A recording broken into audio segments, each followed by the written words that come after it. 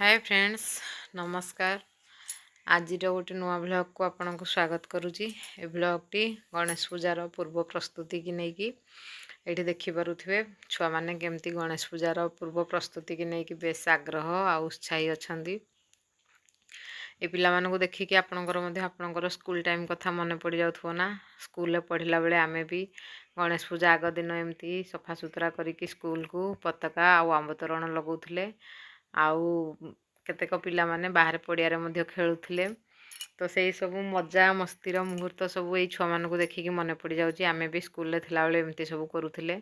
एठी छुआ माने सब ग्रुप हेकी किए मेढ़ सजाउछंती, तो किए आंब तोरण आउ पताका लगौछंती, आउ केतेक पड़िया रे खेलुछंती। तो पिला मानकर एठी प्राय सजासजी प्राय सरी आसिलानी।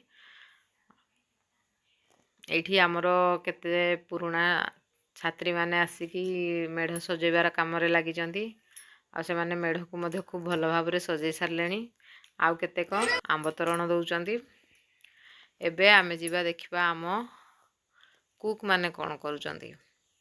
तो एठी आमर कुक माने सबू देखची हंडा सबू सब माजिकी सफा करूचंती काली भोजी पई। आउ एठी जने घर धोईकी सफा करूचंती। जेहेतु पूजा होजी तो सबू किछि परिष्कार हेबा दरकार। आउ एठी आमर ठाकुरं आस्थान काम प्राय सरी आसलानी। आउ एटा होची आमर फाइनाल लुक ठाकुरं आस्थान रो। आउ काली सखाळे एठी विघ्न विनाशन आमर विराजमान करिवे।